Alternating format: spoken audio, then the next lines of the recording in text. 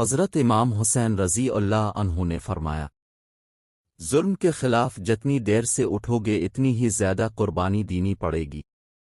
ज़ालिमों के साथ रहना बज़ात खुद एक जुर्म है। जो शख्स अल्लाह के अलावा किसी और पर राज़ी हो जाए वो घाटे में है। जो तुम्हें दोस्त रखता है वो बुराई से रोकेगा, और जो तुम्हें दुश्मन रखेगा वो तुम्हें बुराई पर उभारेगा।